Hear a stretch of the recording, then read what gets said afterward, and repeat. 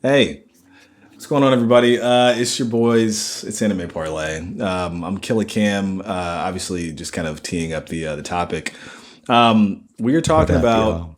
a kind of not little known, but I think a lot of like One Piece fans kind of forget about it, which is basically Noland and Kalgara and their tragic backstory within Skype. Personally, I think it's the most depressing and sad and to some degree unresolved story in all of One Piece. And obviously there are other contenders for it, whether it's Kuma, which we'll probably get into, Nico Mhm. Robin's backstory.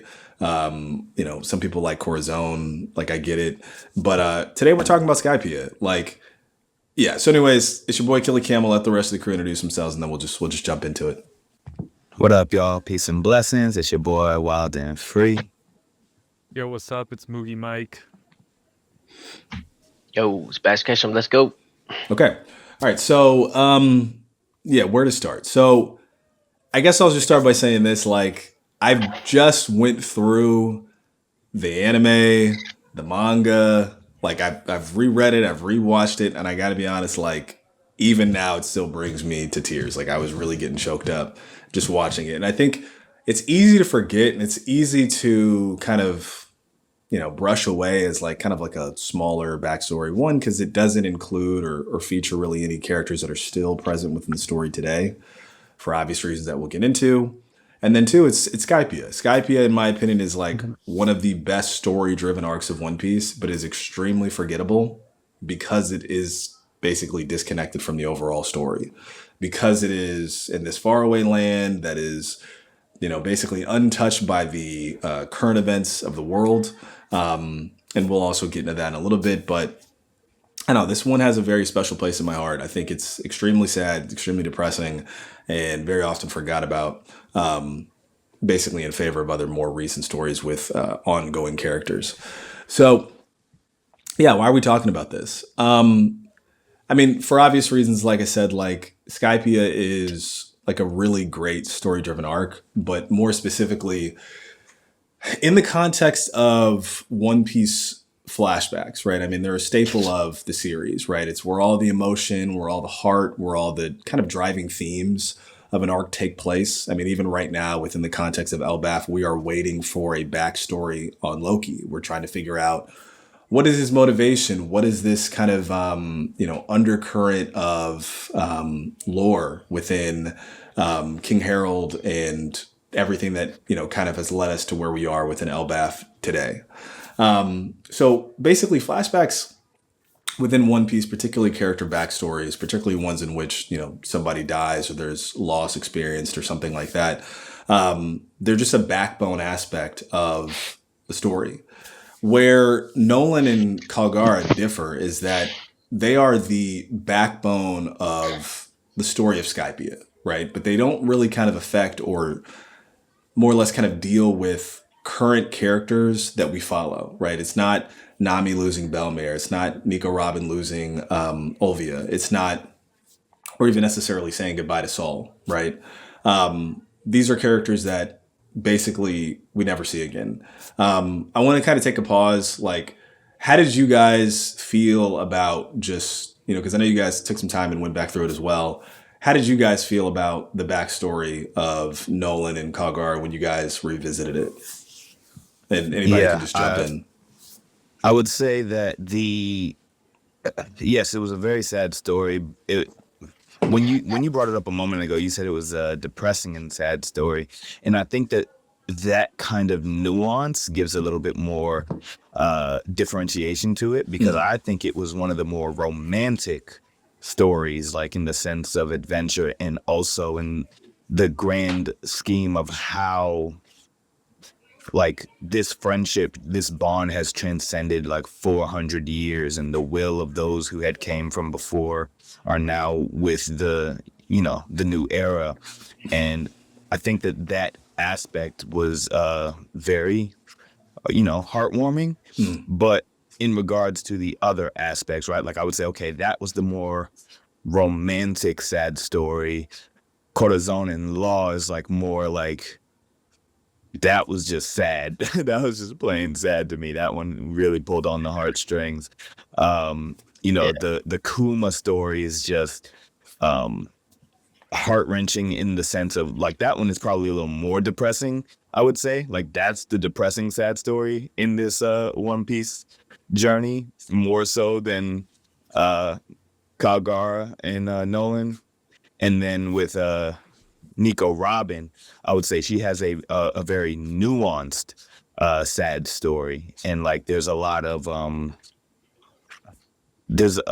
of history involved in her sad story that is still presently felt because she's kind of journeying with us and that kind of thing, right? Like there's a healing factor that I think we are able to receive from her story, like how sad it was, because we're seeing the way that she's uh progressing through that sadness and being able to come on to the other side of that in recent chapters with Elbath and Saul and that kind of thing. So I think that one has more redemption than any of the others. I would say like this one, the Nolan and Kalgara one just kind of ended sad. You know, it's just sad overall. There was no real kind of redemption to it, I would say. Well, there's no catharsis.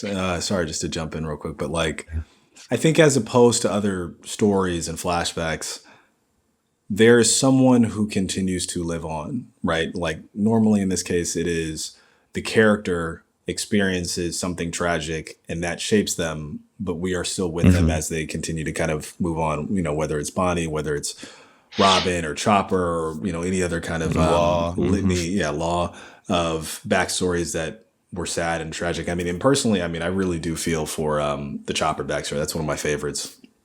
The reason why I don't think it's the saddest is because there is an element of catharsis, right? Like the character does experience some kind of I don't know, I mean, I guess they, whether it's joy or they get to continue living and, you know, experience you know, whether it's for instance with Nico Robin, she finds a crew, she finds the Straw Hats, whether it's Chopper, he finds, you know, obviously Dr. Hiralik dies. He finds, I forget the doctor's name. I think it's like Kalina or something like that, or whatever, the old lady who basically takes him in. He resolves himself, and then eventually he finds like the Straw Hats.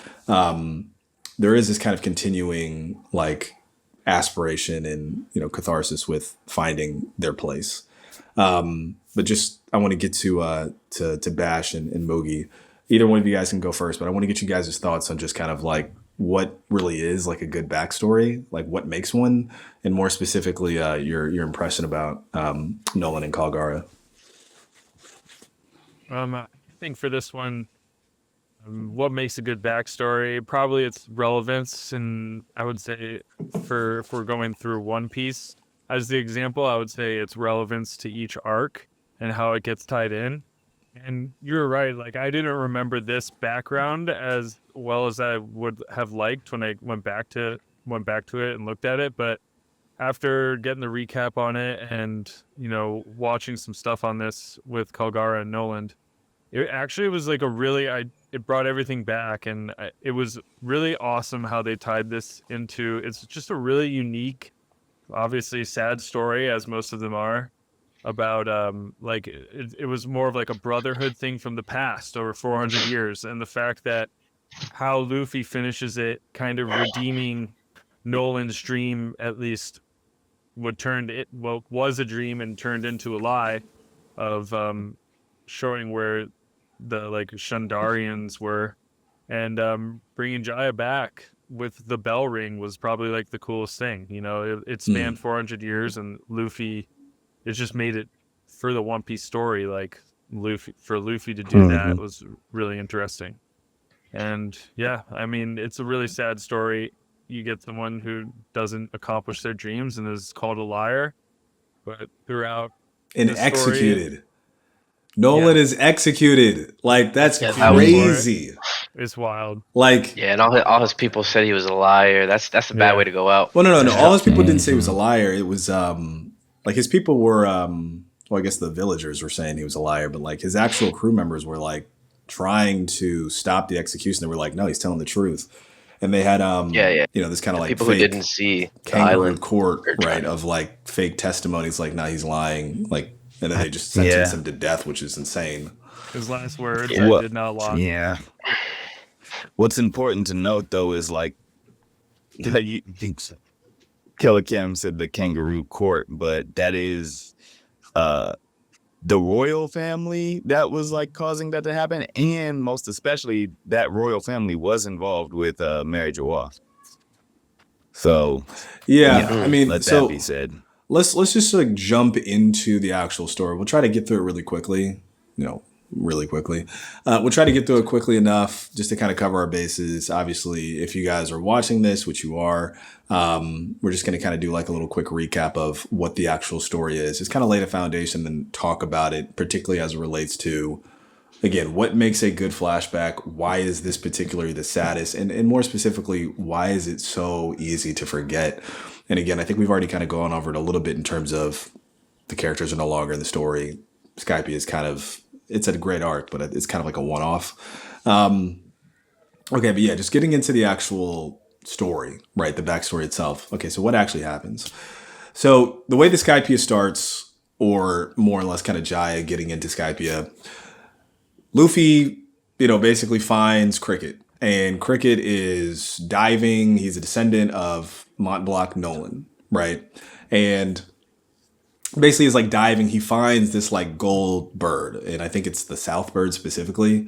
And he's basically diving and looking for artifacts that are occasionally falling from Skypia, because he's trying desperately to prove that this island that everybody thinks is fake, that everybody thinks is like, dude, you're full of shit. Like, that's not real. You're an idiot for believing that. Like, he's desperately trying to prove that it exists. Why? Now, I mentioned he is the descendant of our main person that we're talking about, Mont Blanc Noland, who is this, renowned explorer, at least was renowned explorer, botanist, adventurer, whatever you want to call it, who becomes a character, literally. He becomes a character within a fairy tale, or, kind of stories that people in North Blue tell their kids. Sanji mentions this specifically, where he's basically a laughingstock. It's about, we kind of get this, fairy tale rendition of Nolan the adventurer. He goes to villages and tells these crazy stories about his travels. And eventually, people kind of wonder if they can believe it. And, the king calls him up and he's like, I want you to take me to this place that you mentioned, the City of Gold. I want you to take me there. And Nolan says, okay. And he takes him there, and it is completely, BS. There's no City of Gold there. It's just a jungle. And the king has him executed. He has him killed within the story, right? And basically from then on, Nolan is known as Nolan the Liar, right? That he lied, and, it's basically this kind of children's tale to admonish kids to not lie. Don't be like Nolan the Liar, right? Now, that's a fairy tale, obviously based on a real person, the real person being Mont Blanc Nolan, and eventually his descendant, Cricket. Cricket, as a descendant, having the Mont Blanc name, has been ridiculed basically his entire adult life, right? He is understandably annoyed and frustrated at like the association, and within that desperately wants to prove that this place exists or doesn't exist, so that he can know for certain whether or not his his predecessor was telling the truth, right? Yeah. So that is how we're introduced, more specifically, how we bring the Straw Hats into this story, right? And obviously we go to Skype, and that's, kind of the first thing on their mind. It's this call to adventure of seeing if this, magical kind of imaginative place actually exists. And then when we get there, obviously we have, kind of the backstory of the Skypians and the Shandians that are there. Like, we meet Wiper and Conus and all the rest of our cast. But we get an interesting slice of the backstory, which obviously is the focal point of this video, of Noland and Kalgara, right? Of what the actual real story was. And it is more tragic than we were really led to believe. All right, so what actually happens? So in the actual story, Nolan, first off, and like I'm just gonna put it out there, Nolan is a fucking, and I'm gonna curse, yes. He is a unit. He is like the way that he's portrayed as like this goofy, kind of stupid character or whatever. We see him and he's like this broad-shouldered, strong, like swordsman, adventure, botanist. I mean, this dude is like basically Indiana Jones. He's introduced like jumping off of the ship, killing a sea king, like, which by the way, I don't even think we saw that other than maybe Luffy punching one up until this point. Basically jumps in, kills one, and then brings it back on the ship. He's like scratching his head like, yeah, we got food for tonight or whatever, right? Mm-hmm. They're floating in this, or not floating, but they're basically kind of like at sea for, what is implied to be like a really long time. And Nolan, in the middle of the storm, hears this bell, right? He's drawn to this island because of this bell, right? Which we find out is the bell of Shandorans, right? Or the bell of Jaya, whatever you want to call it. And they go to this island. And when they get there, the citizenry or the tribes, right, of the island, right, the Shandorans or Shandians are experiencing a plague. The plague is like this tree fever plague. And their understanding of how to fix it is to sacrifice somebody. So they pick a girl and they're like, okay, you're going to get sacrificed. And it's this girl named Moose. They bring her up, they throw on the altar. There's this giant snake that basically is like, basically kind of like steel skin. It's incredibly difficult to cut, whatever. We find out through Zoro because Zoro's not able to actually cut it. And he's right about to eat this girl. And Nolan jumps up, slices the thing's head off immediately, which by the way is like the craziest feat that we've seen in this arc because again, Zoro, our main man, our main swordsman, was not able to do this. Nolan comes up, slices its head off, and is like, you guys are crazy. This plague or curse or whatever that you guys think is that you're experiencing, this is a sickness and I can cure it. Just one note on this. Nolan is basically everything that Chopper wants to be. He's strong. I'm serious. He's strong. He's a swordsman. He's kind of like this like adventurer, explorer, botanist, again, Indiana Jones type, who solves and cures like ailments. It's really impressive, actually.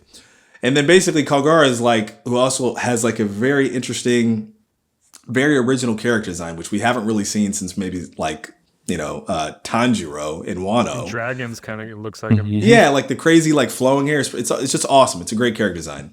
Basically, he comes up and he's like, dude, you just killed our god. I'm going to kill you now. And like, we're going to kill your crew too. Because like you killed the god. Like it's going to take more than just your life to make up for that. And in this, Tanjiro, by the way, that's Demon Slayer. No, Tanjiro is no Tanjiro. I'm talking about Tanjiro from Wano. Like the basically Kabuki actor. You know what I'm saying? Was that his name? I thought it was Kanjiro. No, you're talking about Kinemon and Tanjiro. Kinemon and Tanjiro. Oh, okay. Yeah. I'm so anyways, tripping then. So like basically, so Bash, pipe down, by the way. So anyways, like enough. So anyway, so they so Nolan goes, all right. Hey, like I can solve this thing. Just give me some time. And they go, okay, you have a day. You've got a day to figure it out. So he goes, okay. They take his crew, they lock him up. He goes into the forest. He finds this tree that like has this special bark or whatever that's going to solve this thing. He comes back, or he tries to come back, or he's on his way back or whatever. And then they have this earthquake. This earthquake traps him. Kalgara finds him, and Kalgara is like, dude, the gods have forsaken you. I'm just going to let you die. I'm going to let you die. And once you die, I'm going to go and I'm going to kill like your entire crew because basically you guys messed up. Like, you're not going to be able to solve this because, basically you're effed, right? Nolan makes his case and he's like, listen, like, he does this like crazy, amazing speech, by the way, where basically he says, listen, like, one, my island that I'm from had this same problem. It killed 100,000 people and we were able to cure it. So I can cure it here. I know I can cure it here. But two, you guys sacrificing people all this time. Like, I understand you guys think that like, that's what you are supposed to do, that's actually helping. It's not. And it's kind of a slap in the face to all the people who have died on the path to like figure out what this thing is and to solve it, right? And he specifically says like advancements. Kalgara is basically convinced. He goes, okay, cool. I'm going to free you.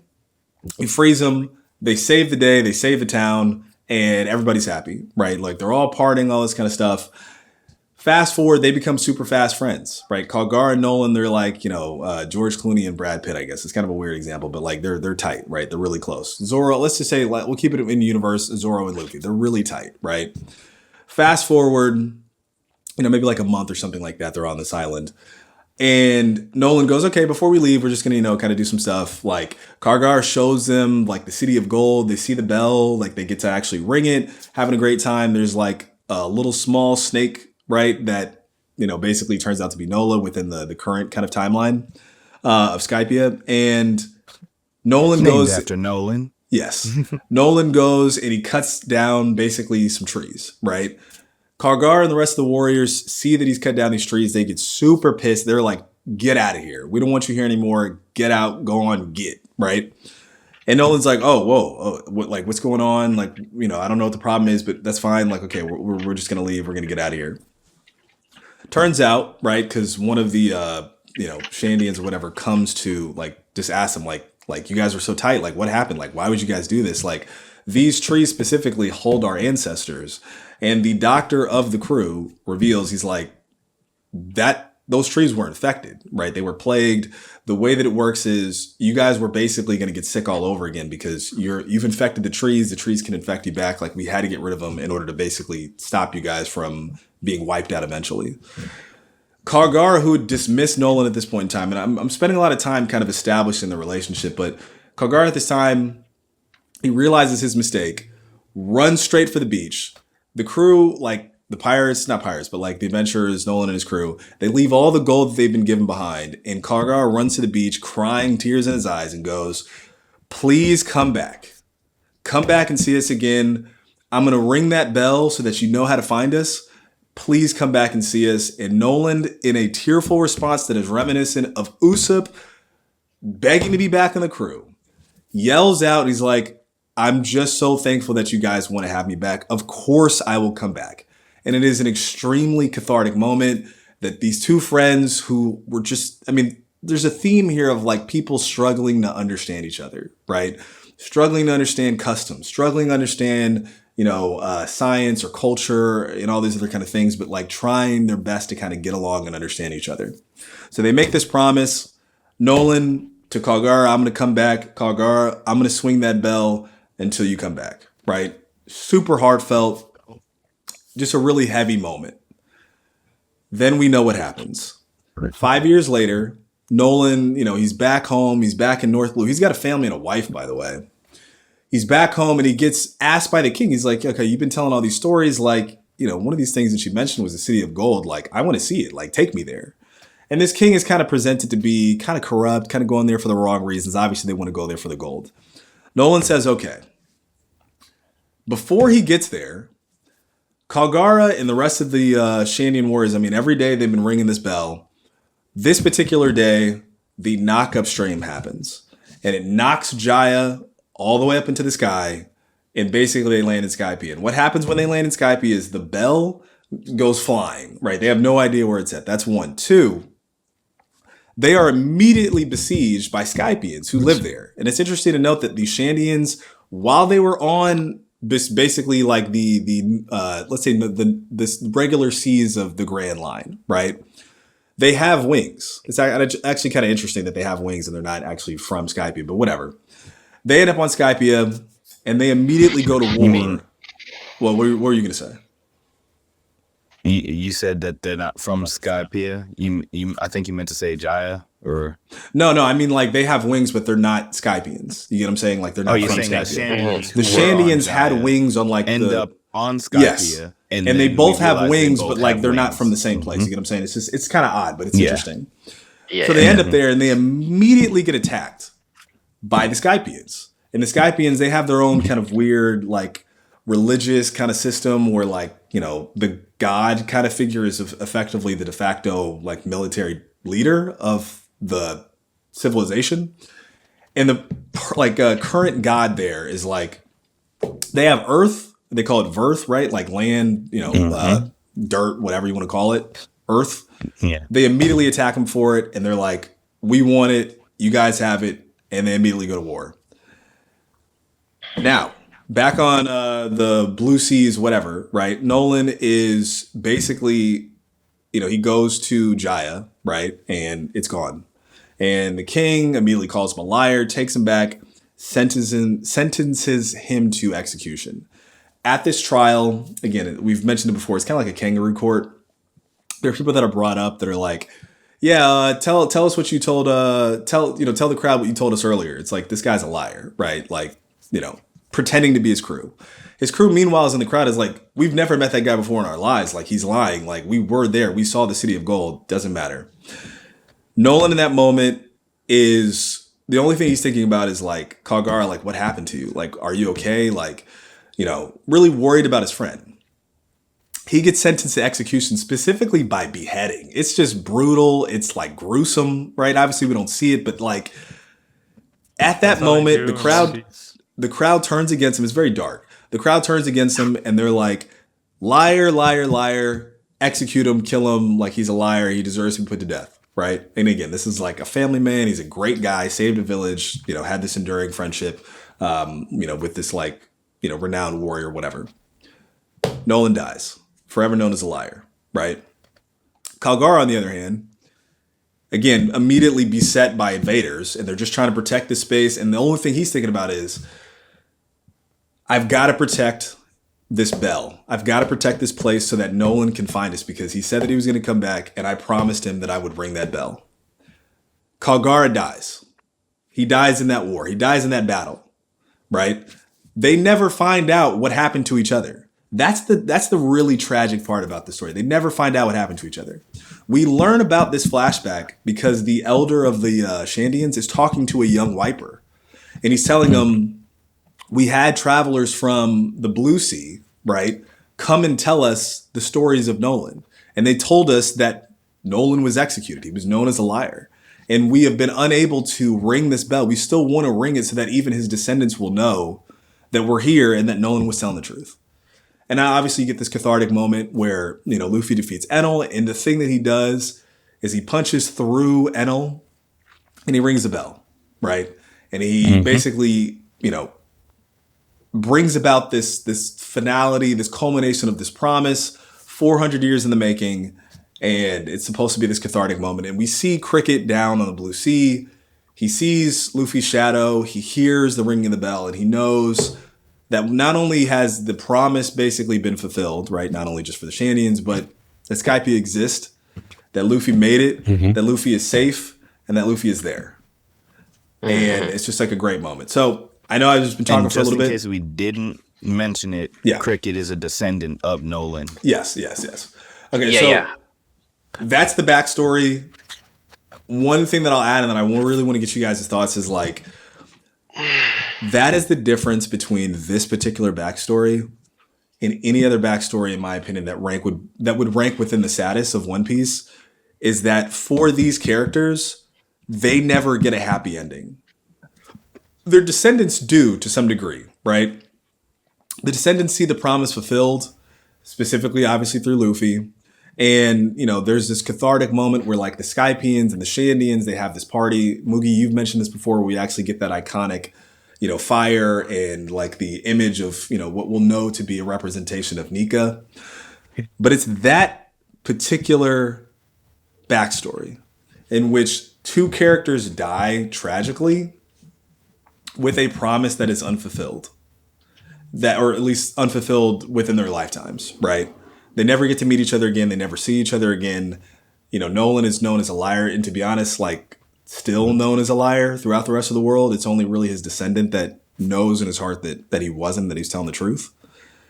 But it's just tragic. It's just tragic in every way, right? And the catharsis comes with the descendants, not through the actual characters, and that is what really makes this a lasting and enduring sad backstory of One Piece. So I want to get you guys' thoughts. I know that you guys, have a little bit of contention in terms of maybe other stories that are a little bit more sad, but I want to get you guys' thoughts on this. Yeah, I got a couple things here to start. So just for accuracy purposes, there is no Tanjiro in One Piece. It's Denjiro and Kanjuro. So you pipe down, Telecam. I've been spewing on that one. But anyways, looked at that too. I was I was gonna have your back.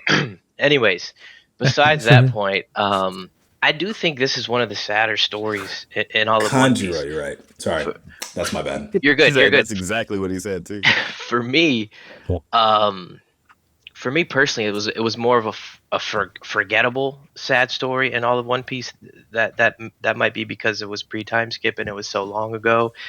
And it was the Skypia arc, which Killicams did mention that arc does get swept under the rug a lot. It kind of does. I had those flashbacks when I was going back and reading and watching this particular story, but it is one of the sadder ones when you actually think about it and get down to the nitty gritty in there. Also, a little side point: I think that maybe Kaku could be a long descendant of Noland because they kind of look alike with their little nose designs and their character drawings are kind of similar. Yeah. I thought that was pretty cool.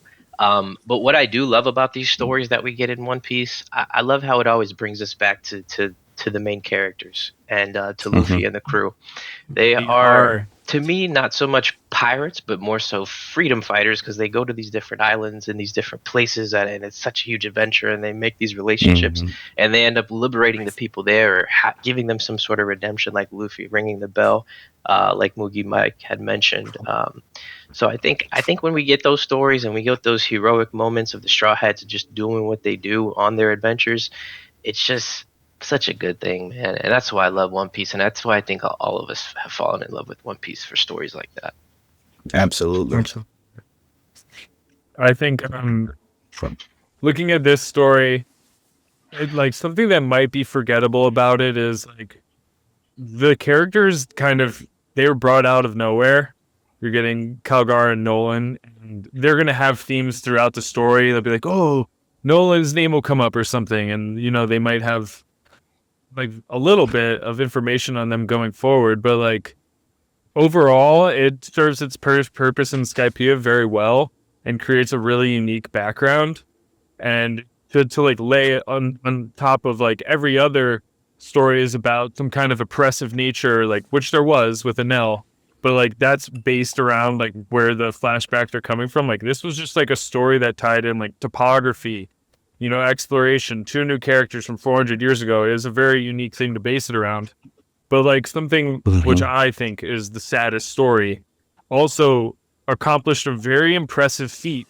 We're like in this story, we're watching Kuma, we're watching Bonnie for a very long time, and we know a lot about them. We're coming up with how we perceive them throughout the story, who Kuma is, who Bonnie is. Like, oh, Bonnie's kind of a crazy character.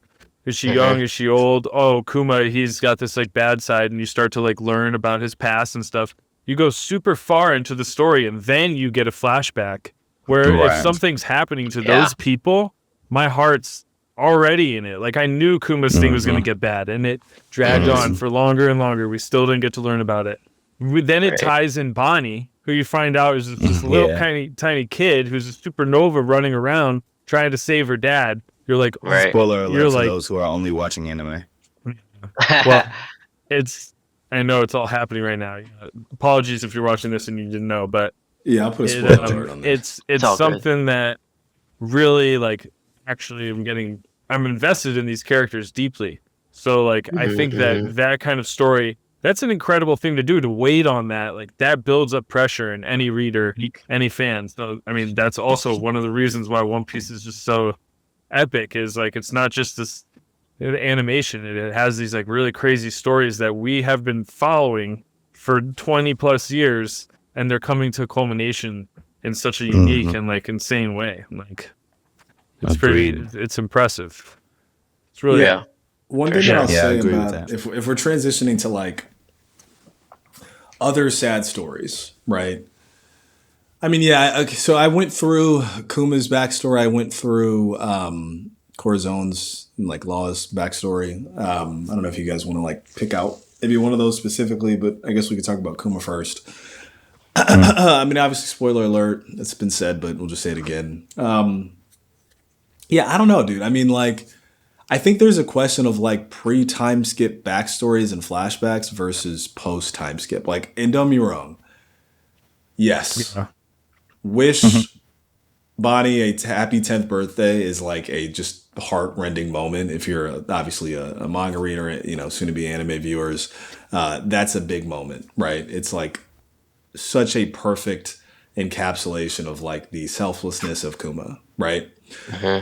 One thing that I'll say though, which I don't really care for about the story, like, and why it doesn't hit as hard for me, beyond like, practical things like Oda clearly was rushed during it. I mean, there are pages where they're just really, really sketchy, literally, like just in relation to, I don't know, Bash, I don't know if you've seen these, but like, basically, I mean, they're sketch, right? Like they're incomplete, Yeah, they right? become like more I scratchy. don't think that should I haven't seen impact those. the weight of the story itself. I mean, I think it actually like improved upon it. Well, I think it does, Yeah, and the I reason agree. why I say that is because like clearly it points to rush, like a rush of pace, right? Well, a rush And- of pace in drawing is not the same as a rush of Yeah, but I'm the story itself. But I think it does affect the story, right? I mean, and the reason why is because in the case of Kuma, particularly, so I'll give you an example. Law's backstory in the manga is literally like 7 chapters long. Now keep in mind, that's like probably about 2 months in real life, right? In the case of Kuma's backstory, it's about, it starts at like 1097. It ends at about maybe 1103, 1102, something like that. It's about maybe like 5 to like 6, if you're being generous, chapters, right? And the reason why I bring that up is because you kind of have this interesting interplay of like the flashback, right? It's Kuma as a child, then it's sort of kind of Kuma like kind of as like a young adult, right? Where he meets Ginny and Bonnie is born, and then it's basically just Kuma really kind of at the whim of, kind of the world government and his kind of coming of age story in relation to like what gets us to the present moment. The reason why I say this is kind of rushed is because the things that are meant to define Kuma as he's a buccaneer, it's a rare species, right? Or like race of people within the world of One Piece. And because of that, he gets made into a slave by the Celestial Dragons. And because of that, he experiences all this kind of, early onset hardship. And we get the introduction of like his relationship with the story of Nika. This is where it feels rushed. And it literally happens within like, it's like a blink and you'll miss it. It happens within like 2 panels or something crazy like that, like back to back. His mom dies. And the way that his mom dies is off screen. And his dad basically just says, your mom's dead. And then he cries. And that's Yikes. it. And then literally his dad, like literally he says like, your mom died. It's okay. Like Nika, you got to believe in Nika. And then a celestial dragon. This is the panel. The celestial, and I'm going to put it up on the screen. But the celestial dragon walks into the little prison cell, shoots him like off screen, like because you see the blood splat on Kuma, and basically just says pipe down. And then his dad is dead. Like Right. it seems pretty terrible. The reason I bring that up, that's the weight of it. well, the reason I bring it up is because it's almost like forced melodramatic. Like in the case of like previous time skips where like there's a sense of development, of character building, of like real loss. You don't feel the loss of Kuma's parents because they're just killed like that. They're just killed at a snap. Yeah, Compare that you to don't like see it, really. Nami losing Belmere. Compare that to Nico Robin losing Olvia, right? You just have like his parents just die like that. And let's just say it's meant to really kind of show how sucky his life is. Okay, cool, right? But the tragedy of his backstory is less about him losing his parents. Like that kind of just really gets glossed over. And it's more about his continual suffering and selflessness as an adult up until him basically, wiping his memory and then saying goodbye to Bonnie. Here's the problem with that though, And right? becoming a robot. Yeah, well, of course. But so you have that aspect in the front end where it's like, okay, so we're just adding in these elements just to like, it's almost kind of like torture porn where it's like, no, it's like recap. It's like necessary context. Well, I'm saying like, why kill them that quickly and so unceremoniously other than to underscore life is hard for Kuma? That was the point. Bro's had a tough life. Yeah. I think it was just like they're so pathetic that they just like killed them immediately. They considered them like nothing. Well, I mean, yes, that's the point, but it's like you lose the impact of that through like just kind of a throwaway, like, oh yeah, now your parents are dead. It's like, why even have them if it's like that kind of simple to kill them? Like, I don't know. So that's just one gripe that I have with that. I just think it was kind of like a throwaway, like, oh, and now his parents are dead. It's like, let's just make his life as terrible as possible and like kill them in like a very fast, kind of ham-fisted way where they're just like shot or just die off screen, or like your mom's dead, and like whatever. It's that to me feels uncharacteristically Oda. But you fast forward and like the other issue that I have on the other end is this. Kuma, if he actually died, that would be a truly heartbreaking flashback. But he doesn't die. Kuma is not dead. Kuma is still in the story. I know a lot of people thought like at Egghead, Kuma's going to sacrifice himself. He's going to like, because he like, prior to that, rushes to Mary Joie to like, I don't know, I mean, basically, like, or sorry, rushes from Mary Joie after basically the Revolutionary Army liberates him, right? Then he like rushes basically like back to Mary Joie or like from Mary Joie. I got to go back and look, but like, it just seems odd. It's just like, why is he? It's like, why? I don't know what he's doing. Like, why are we doing this? And then he gets to Egghead, right? And then it's like, okay, his memory is wiped. Like the Kuma that we've known has completely and selflessly sacrificed himself, and we're just left with this hole. And now we have to deal with this robot who maybe has like a flicker or spark of Kuma left, but we don't really know. Yeah. We're thinking in that moment he's going to sacrifice himself, right? Like in some way, like the ultimate sacrifice, really, I mean, that's his character. He's selfless, he's sacrificing to allow the Straw Hats to get free, to escape, and it'll be his real final goodbye to Bonnie, since she physically has seen him in this form since basically she's been able to go outside. Keep in mind, she's been looking for him this entire time. She sees him, they're reunited briefly. Obviously, it's not him, right? Or at least it's not supposed to be him. And then he doesn't die. I mean, and I think Oda kind of has this problem in the post-time skip where he's not killing these characters off. So, like, the impact is lessened. And but then he doesn't have his humanity. He's kind of dead in this sense. No, but he's, like, smiling. He's smiling with Bonnie, and, like, he's still, he's on Elbaf. Like, he's still with them, so you don't feel his loss. But the loss wasn't the point of the story, and the loss wasn't the point of like this. Well, it's what makes the flashback sad. Redemption. Well, it's not about redemption. But he didn't have anything to redeem. Well, he redeemed the life of his daughter. You know what I'm saying? Like he actually saved his daughter. He redeemed his daughter? How did he redeem his daughter? Well, what I mean is, word choice aside, right? Yeah. Let's get off the point of redemption. Well, yeah, just talking about the fact that it wasn't just about a sad story. It was the fact that Kuma somehow retained some sense of free will amidst being turned into a cyborg and was able to save the life of his daughter, right? Like that is a great story. It doesn't have to be sad, right? Wait. Well, are we talking about he saved the life of his daughter at Egghead, or are we talking about he saved the life of his daughter by basically curing her of the stone like sickness or whatever? Both, but when with the stone sickness, but also when he showed up at Egghead, he prevented the initial moment, and then of course, Nika and all of that stuff happened. But the point wasn't just, let me just make a very super tragic, sad story. You see what I'm saying? And it's like, I feel like the way that you were trying to articulate that was just trying to say, it wasn't really that great because it didn't resolve for sadness. And I'm like, well, that wasn't the point of the story. I mean, what's the title of the video? We're talking about sad stories. I do have a take. You know what I mean? Like exactly. that's literally what we're talking about in the context of like what would make this, in my opinion, a sad, complete story, right? You've established that Kuma has basically sacrificed his entire life. And he's not the main character. Sure. He's not the main character. He knows who the main character is. It's Nika. And he believes that Luffy is Nika, right?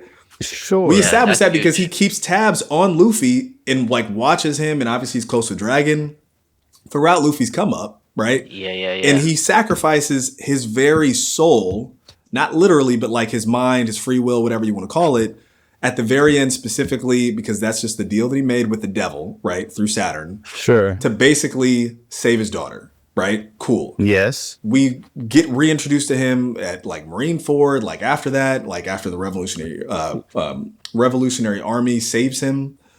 that he's not the same guy anymore, right? And that's fine if he still has like a flicker of humanity left, specifically if it's brought upon by seeing Bonnie. I think what would have been the perfect culmination of his story, and again, I think a lot of fans will have a problem with basically Oda pulling his punches in relation to killing off his characters. I think this was a moment where, like, if you really wanted to complete the sacrificial, almost Christ-like depiction of Kuma. I mean, he literally carries a Bible in hand. He like operates inside of a church. He's meant to be like a Christ-like figure that sacrifices himself for the betterment of humanity.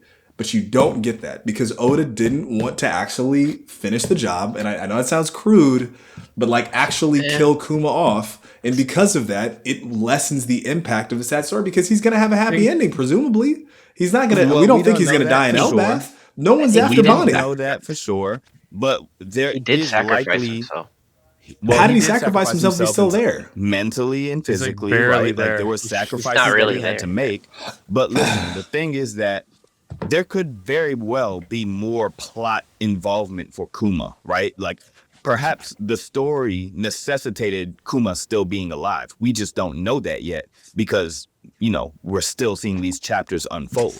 And so I don't think that it's fair to condemn Oda for not killing off Kuma in that particular storyline. I'm not condemning him. I just think it would have been better had he died. That, sure. That's an opinion to have, right? Like that's a subjective opinion to have about why stories are sad within. You know, well, I want to get finish your point. I want to get Moogie's and then I'm going to respond. But go ahead.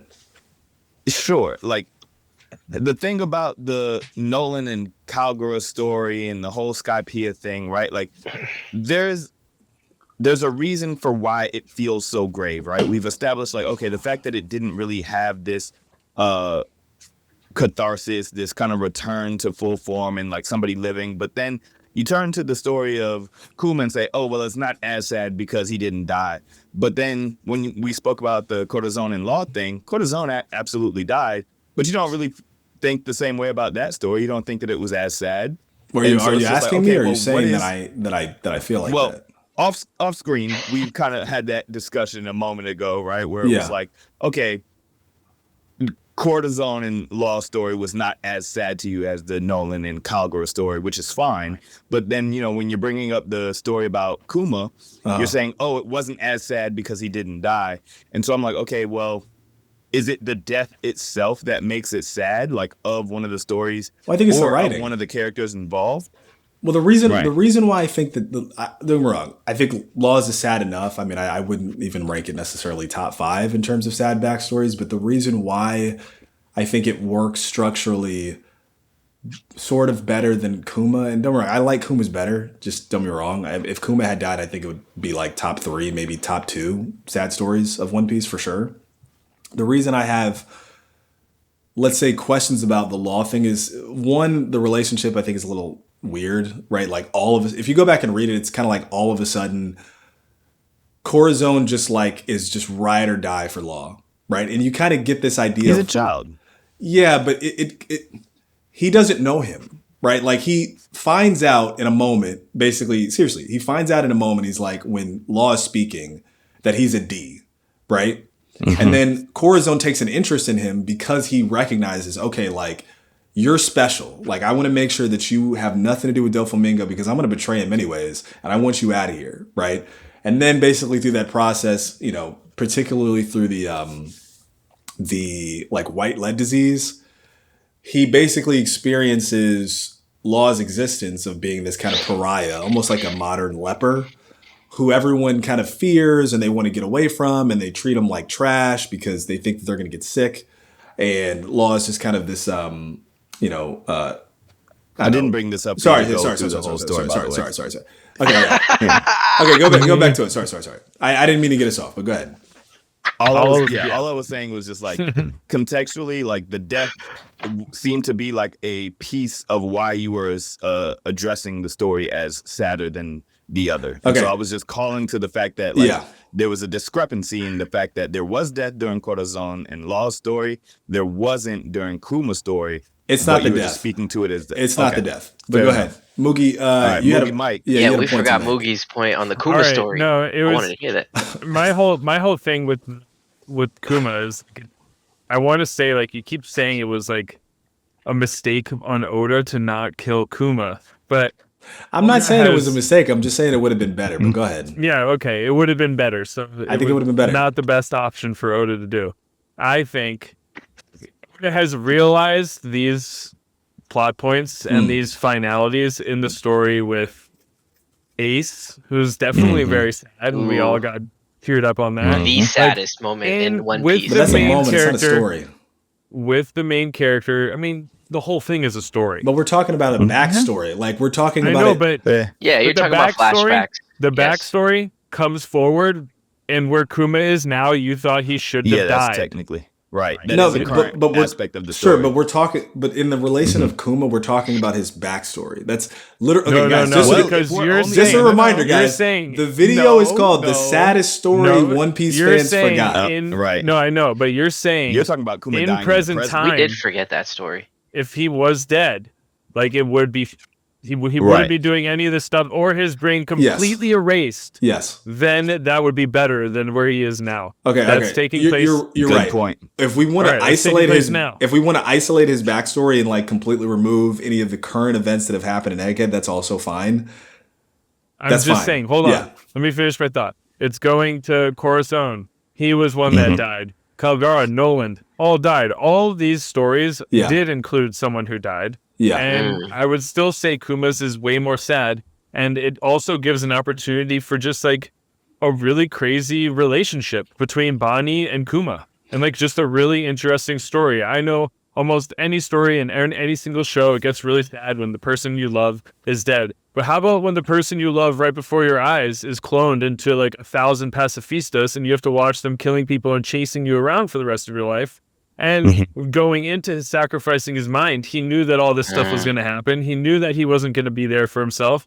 And he still was able to represent that for at least a happy moment, which also can be a sad, is where Bonnie's seeing her dad in these last moments still fighting for her and like doing all this stuff. And they are going to Yeah. possibly going to That's see deep. Nika together, which is going to be so awesome when they're both and like, her but he's still a Shit. vegetable Is that sad? has a vegetable that has basically berserker mode and Yeah. just Yeah. like goes around and just sits around like she's like, Dad, just like hug me, and he's just like, Yeah. You know, it's like, sad that's from both sad. perspectives. These are It's sad from sad But both- do you things, think? man. But do you think Hilarious. it's going to stay like that? Because I don't.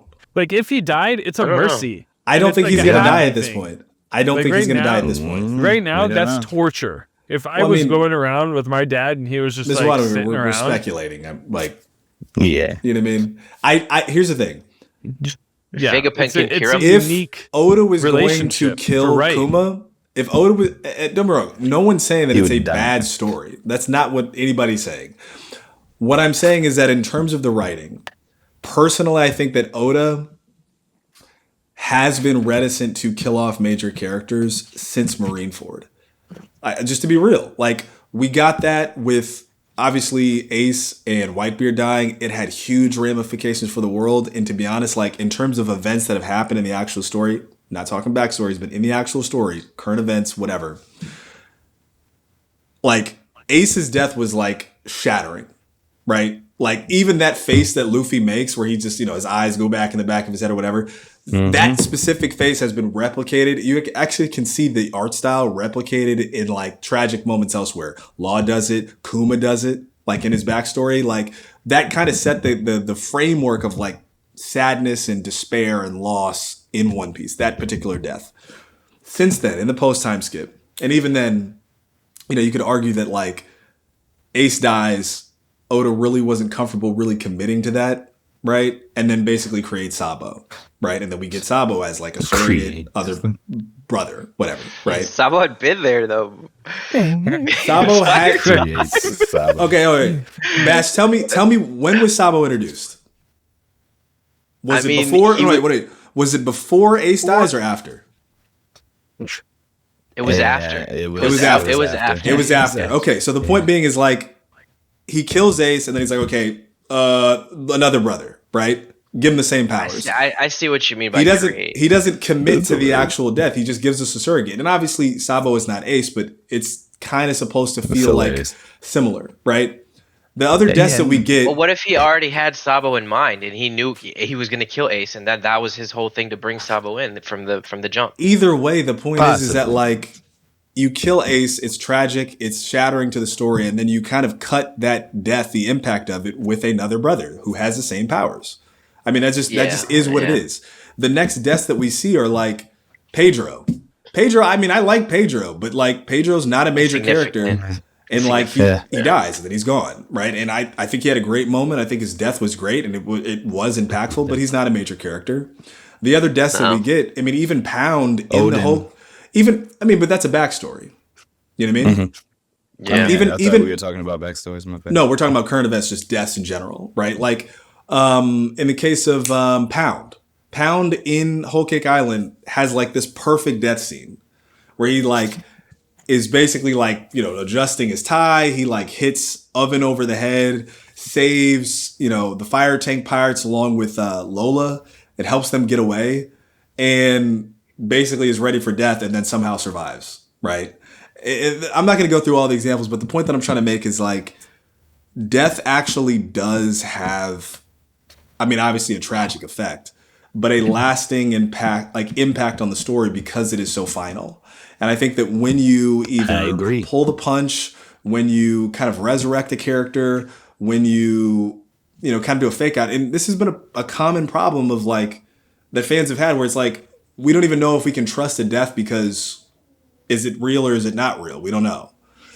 So like same thing with Vegapunk, same thing with Kuma. It's like, I think the moment, I don't think it's going to happen now, but I think the moment was, if you're going to kill Kuma, it's got to be at Egghead. And it didn't happen, so I don't think it's going to happen. It's like, why would you kill Kuma now that he's been reunited in a moment that is outside of like its true kind of culmination of like sacrificing himself to even take down, say, Saturn or something like that? I don't think it's going to happen. I think he's going to be brought back or whatever.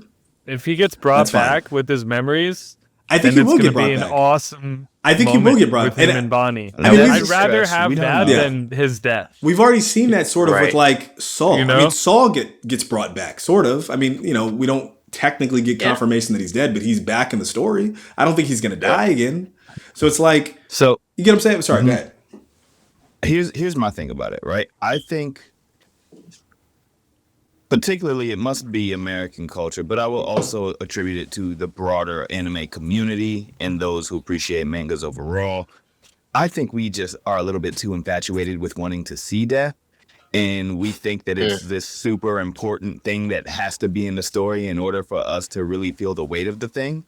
And I get it, because in life there is this existential aspect that we have to face on a daily basis, and being able to retrospect or like reflect on the experiences and the catharsis around death through storytelling is profound, right? It's something that we can all learn from. But I think that is exactly why death in One Piece is so powerful, because we know that it is so final, because we know that it is this, you know, very quintessential element to storytelling in this existential understanding of life, right? Oda is very careful about when he actually chooses to kill someone off, right? And that carefulness in the way that he approaches death, like what? Ace was the first major death we had in the series, and that was like 500 chapters in. Yeah. You know what I'm saying? Like versus something like Jujutsu Kaisen where people are dying left and right every other chapter. It's like, you don't, like, to a certain extent, when you overexpose people to the death in the series, you lose the value as well, right? So the same can be said, where it's like, okay, not killing people off has an effect, but killing them off too quickly also has an effect, right? And so I think that Oda is trying to do the due diligence of building up enough of the context, the storytelling, and also making sure that he has all of the pieces at play for what is inevitably going to become. Because we have to recognize, like, the point of One Piece is it's not just this traditional shonen in the sense that, like, we have a battle, we have a couple more battles, and we have some final battle. It's this world building arc with so many different pieces at play. And I think that he's careful of killing off his characters because he is still coalescing all of the pieces and understanding, okay, how is this actually going to manifest in this final representation of what it, the One Piece's culmination will be. And so I don't blame him for not killing off characters. I don't blame him for bringing certain characters back that didn't have a final on-screen ending. I think that what he did with Kuma is fine, but I actually agree with you, Cam, in the sense that the Kalgara and the Nolan story is sad. It's just sad because there is no resolution. They both died. They don't never find out about one another. It was romantic in the sense that there was this grand adventure involved. There was so much history and so much lore with the Shandians. Like, it's very sad in that sense, especially because, like, Skypiea being one of those arcs that are often overlooked, right? It felt so disconnected from the rest of One Piece for a long time. Mm-hmm. But I think that there's an element of how historic that story is, right? Like the fact that it was 400 years in the past, and it had the only resolution was through the will of like Wiper and, Luffy and the ringing of the bell and that kind of thing. And it was such a quiet resolution, right? Of like, wow, only Luffy and his crew and the smallest group of these Shandian people even know the value of what just happened, right? Where everybody else in the world were just completely unbeknownst to the actual culmination of that story. And I think that that's what really makes it tragic and sad and romantic, and I would say nostalgic in certain ways, so. Yeah, I agree with all those points, Mr. Wild and Free, and I want to agree to a point you said about Oda when he kills somebody in the story. It's super strategic. It's not like a Game of Thrones, like just immediate like deaths in every, when you're not expecting it on it. So with that being said, I do think that Oda will plan out and before he kills off a character, he will make it, so where it's super impactful, like the deaths that we do get throughout the story. So I think that was interesting to point out too. Agreed. Question for you guys. What is the last most impactful death that you've seen? In any story? No, just in the story, like in One Piece. In One Piece. Because I would argue it's Ace, because it actually happened. Ace. Yeah. You know what I mean? But I guess that's kind of what I'm getting at. And again, I'm not trying to pick on Oda. I'm not trying to pick on fans who don't really care. I do think that when we're talking about, and just to kind of bring this back to the main thing, right? What makes a story sad, right? I think it's a lot of things. It's the emotion. It's the characterization. It's the themes. It's I don't know. I mean, basically kind of like, if there's a through line between, say, like Kuma and Law and, say, Robin, right? In this particular case, it's like the suffering of a character, right? Beyond the scope of what is considered normal, right? And generally, like, kind of a tragic loss before some kind of cathartic moment, right? So obviously in One Piece, it's classic that somebody that is important, whether it's a mentor, whether it's a parent, whatever, tragically dies, right? I don't know. I mean, I think that in this new world that we are in, this post-time skip, I do kind of wonder, like, if we are going to get another, I mean, other than maybe Shanks, which I really don't want Shanks to die, but I feel like it is inevitable that he will. Why is that? I don't. It's just been this. Like, I feel that too. Yeah, I get that feeling. It's just kind of like running. Because here's the essence of One Piece, right? Which is like, it is about generational inheritance, like passing. Yeah, you know what I mean. It's about this passing on of like either traits or destiny or fate. Yeah. You know what I mean? Where it's like the younger generation will carry on and fulfill the promise that. I mean, obviously, that's the essence of the Joy Boy, like, kind of destiny of, like, will fulfill the mission or the fate or destiny of, like, someone who can't do it within their time, right? They're passing it down to the next person. I don't know. I think it's one of those things where, like, I agree with you in the sense of death isn't necessary all the time, right? Like I think that obviously there's a lot of things in One Piece where like you don't want the character to die. I think Kinemon, for instance, and Wano. I mean, I think I'm fine with him surviving. I mean, and obviously like Kinemon specifically had so many death blasts. You're like, expecting him to die.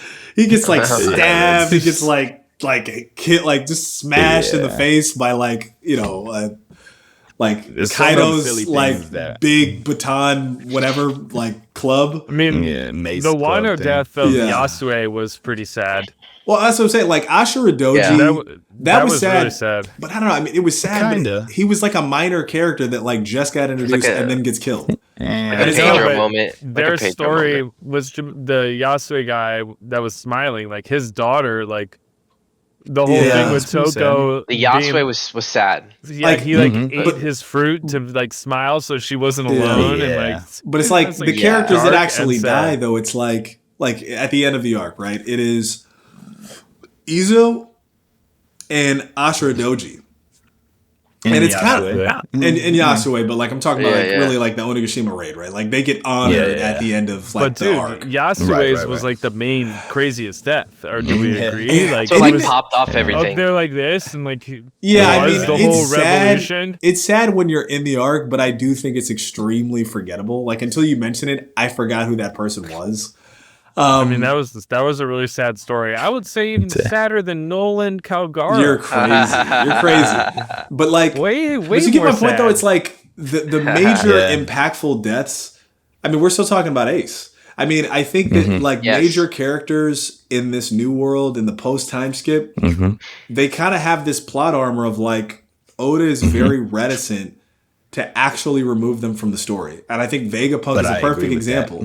Vegapunk kind of was the perfect person to die because he gives this like long-winded, like generational message akin to like Roger. And what happens? He gets stabbed. He gets shot. Like he gets all the ways that you can like receive a fatal blow in this story. And he does not have the protection of like ostensibly main character energy. And then he gets kind of like revived sort of through his satellites. Well, he's still not. Yeah, he's not technically alive again. His yet. body I mean, is he's definitely still- dead. His exactly. His that's the body part. is definitely Yeah. dead. But his But soul to and your his point, spirit are now just still like alive. living on through all of his android bodies. Well, when does someone Right. truly die? When a man forgets. Oh, let's go. You Okay, feel but- me? But you get my point though. It's Yeah. like, are we killing Vegapunk or are we not killing Vegapunk? Are we killing Kuma? I mean, obviously we're not. That's been settled. Vegapunk has survived, right? Like we now have what's the name of his current satellite? I forget. It's like is it Edison? Nah. Oh yeah, technically. Yeah, I think The- it's well, the Edison, girl like basically. the- I think it's Edison. I don't Oh no, remember. you're talking about Lilith. Edison's Lilith. the Thank you. robot. Lilith. Thank you. Lilith. Thank you. Yeah, Sorry yeah. about that. But the bot Edison is in The rest of the van- robots, androids the rest of the floating. robots all survived. the new body, Yeah. Stella. pieces of it. Yeah. yeah. Stella. But yeah, I all mean, the So they're satellites. floating off. but they're all like they've continued to survive basically, and they're about to revive or they're trying to Stella. revive like Vegapunk, like The his Stella actual body. body. Yeah. the So 1-to-1. Yeah. Well, I think we But covered a that's lot when another it comes reason- to sad Yes, stories, go guys. Yes. that- I agree. okay, I guess that's the cue to wrap it up. We got the Yeah. We're supposed to go for we're supposed to go for 30 minutes, and we're We- past yeah. that 108. We had time for Boys that. probably I think like these things- 10 miles. I think we got to explore these things. I don't know. I haven't picked a hilarious. subject that's short enough to really kind of get in and out of with the 30 I have minutes. some that I would like to propose after this. Okay. Yeah. All right. Let's talk about it. Let's talk about it. Are there any other final Yeah. thoughts on this before we close it? Because here's the thing, like Very sad. I want to stories. close the door on this. here. But like I want to like actually talk because I don't want to talk Yeah. about this again. You get what I'm saying? Like I want to do this Okay, conversation once and then do something else. But I want to do it thoroughly. So like, is there any other things like left on Nolan, All right. Kalgara, sad stories, Yes. I will say that the reason why the Nolan Kalgara story was as sad as it was, again, it's like that piece of the resolution of it. But I would also say that there was a lot of meaningful, like, inheritance. Like you said, right? Like the story is about the inheritance of previous generations into the future. And one of the subtle things that I really liked and appreciated was the Shandians and their appreciation for the Verth and all of that, right? Like you kind of briefly talked about it at the beginning of the episode, but what a beautiful like culmination of things, because it's like, yeah, there was a necessity to it in Sky Island, right? Like Earth, the ground is, rare up there, so it's meaningful to them, and it was the way that they can grow things, right? But that was all a super enhanced lesson of Nolan, who was a botanist, who was like really like sharing agricultural lessons with them.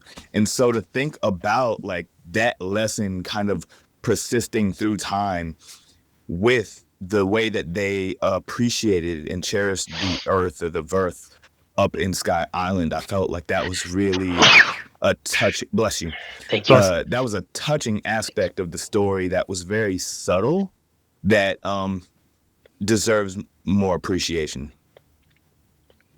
I'm gonna keep it pretty quick. And it's not the saddest story in One Piece. I'm gonna put it at that. These are two homies who had a good time in an adventure. One goes to war and dies. The other plays with the king and claims crazy golden cities. Like, you're gonna get executed, if you can't figure it out. You're not dealing with like he wasn't telling the truth. You're not dealing with really sad like kid stuff and getting stolen from your mom. Your mom gets taken away and raised under one of the elders. Like, but it was a good story. I really like Kalgara and Nolan, and I think that for Skypiea it was perfect. And it's awesome to think about. I love the parallels with Usopp to Nolan, and like the complete opposite type of trajectory where he is always lying and people think he's truthful. I just think all this is just a really cool story from 400 years in the past. I agree. Bash, you got any last thoughts? thing I'll say really quick. Oh yeah, sorry, go ahead. No, go ahead, Godfrey. I'm good. Well, yeah, I was just highlighting Moogie Mike. Like the point I think Killer Cam was getting at with the sadness of the story is the finality of it. And I think the reason why I agree with him on why the Kalgara and Nolan story is as sad as it is because all of the other sad stories that we've addressed, they have some inheritance still continuing and persisting. Whereas like with that particular story, it's done. Like it's everything about that has pretty much culminated. And so the law is still, he's defeated, but he's not out for the count completely. Well, right? We got Cricket and we got Wiper. Well, yeah, but I mean, we're not really following along with their story right now, but I'm talking about specifically with Noland and Kalgara. Noland and Kalgara. The ringing of the bell was like the culmination of their story, right? Like that was put a stamp the finality in it. Yeah. Whereas like it would be different if, say, for instance, Nolan actually knew the history that he was pursuing and needed to protect or anything like that. And he understood that, this poneglyph that's here, this is meaningful for the future of the world and I need to protect. He didn't understand that. He was actually, probably on the wrong side of that in, some ways, in the sense that like he almost brought the royals to it. And so there is that aspect of finality that story had, that the other stories still have that inheritance continuing on. We still have Bonnie living and, alive and in good health because of the sacrifices Kuma made. I agree that all of the stuff about the child slavery and all of that stuff, that's heavy. It's deep, right? Like it's tough. And there are many themes of like very heavy topics throughout One Piece that are heavy. Like they're hard to deal with. Child slavery, the erasure of culture, right? Like that's definitely something that we were seeing with the whole Shandian story and all of that as well. Even Bonnie, like the way that she's basically comes into the world, we can kind of assume there's some SA in there, if you know what I mean. Right. Yeah. Right. So that's all. No, it's. The themes the themes of the Kuma story are definitely heavy. Like I totally get that. There's a lot of elements there. I think Mr. Wild and Free, what you were kind of getting at, and maybe this will be the last comment on this, but I think the brevity of the Nolan and Kalgara story, I mean, it's literally like 3 chapters. It's like maybe 3 or 4 episodes in the anime. It's very short. It's very short. It's very contained.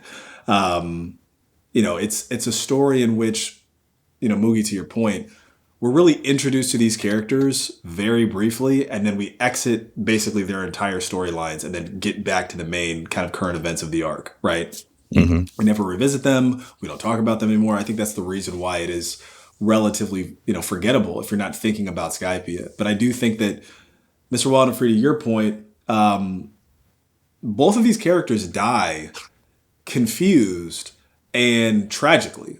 You know what I mean? Like that's the hard part, I think, about their particular stories. Like Nolan is confused. What happened to his friend? Is his friend alive? Is his friend dead? Obviously, he's about to be executed in a pretty brutal, gruesome way with everyone, calling him a liar, right? And including his descendants. I mean, his legacy is destroyed. His family name is destroyed. And particularly in a series where like legacy, family, inheritance, like that, those are such important themes. His life is ruined, right? By effectively a freak accident. And well, not just ruined, but ended, right? And this promise of just being able to see his friend again is cut short and unfulfilled in a tragic and, again, like he dies confused. And in the case of Kalgara, it's the same thing. There's no closure. He gets attacked. The closure aspect. Yes, he gets attacked defending his homeland immediately as soon as he's thrown into a world that he doesn't understand and, is unable to see his friend again, right? And, when we're talking about just kind of the resolution of like, what is the resolution for these particular characters? I mean, ultimately there isn't. I mean, their descendants, kind of continue their legacy. Obviously Wiper honors the legacy of Kalgara, and same thing with Cricket, right? And you kind of get this catharsis that their dream is fulfilled after they've died. But the characters themselves, I think, is that's the hard part, right? Like they have no catharsis because effectively they die tragically. Right. So yeah, and there's nothing for their inherited individuals to do. Like it's not like Cricket is out exploring the sea, being a botanist. Done. They said he Nolan wasn't a liar, and that's how it ends. Like he was true. Like what he found was actually like his personal knowledge of like, I know that my great grandfather whatever wasn't a liar, right? But the name is still in fact the legacy is still the legacy of everyone in North Blue still is like believes that Nolan was a liar, and that's the hard part, right? For sure. I know you guys are probably ready to get out of here. If you guys have been rocking with us, you guys being the viewers, if you guys have been rocking with us this entire time, it's been fun. I mean, obviously these kind of spiral off into different conversations, whether it's other backstories, whether it's Oda's treatment of death, whatever. Obviously, these are just really kind of fun, analytical, story-based discussions and analysis that we like to kind of just talk about, our feelings about the story and how it's going, and hopefully, interesting changes to come. Obviously, Oda's not watching these. It's your boy Killicam. Maybe, hopefully, maybe one day. Oda, we love you. Yes, we love you. For you, Oda. It's your boy Killicam. We got another chapter this week, which I'm very excited about. Right? Because same. You guys want to do speculation on that? I don't know. I know you guys are trying to get out of here, but I'm really kind of curious. Gunko just kills everybody. Got a couple days. Nah, I don't know. Maybe Gunko might flip the script. We'll see. I don't know. Scopper is in play. Scopper is activated. I mean, here's the thing. We're probably gonna go right to Zoro, Luffy, and all them. We're probably gonna get the answer to like what he did in order to actually harm. Yeah, for Summers, which will be a like kind of groundbreaking answer because it's going to define to some degree like hockey power system in the future. So I don't know. It's going to be a big chapter, and I honestly think that we'll probably get some kind of check in with Loki and Luffy and Sanji and Zoro. So that'll be interesting. Yeah, we got to. It's been a minute. That feels overdue. Yeah, it's been a minute. But. Okay, all right. I'll let the rest of the crew, to give your sign offs. Peace and blessings, y'all. I hit my 2 miles to the point that or 2 plus. Good walk. I don't even remember what it ended up. Lightweight for you, it just but good walk. stopped. So, Yo, it's Moogie Mike. Some light. I think that Scott Burgerbond's hockey intent is what hurts the God's Knights. You can put intent into it. Hot take. Weekly Mike Okay, out. all right. Ash Ketchum. Till next time, fellas. Okay, all right. We will try to make these shorter. I will not promise anything. I don't care. Hilarious. I like it. Well, I was gonna say like it long, but pause. Yes. Okay, buddy. We'll just pause on that one. Anyways, yeah, it's Hey. Anime Parlay. It's been fun. Thanks for watching. If you have, I guess, any kind of sad stories that you think are the saddest in One Piece, I mean, feel free to drop a comment, drop some hate comments, hit that like Let us button know. Let us know. share if you, I don't know, feel outraged for whatever Share reason. if you care. There it is. Okay. All right. It's been fun. Peace.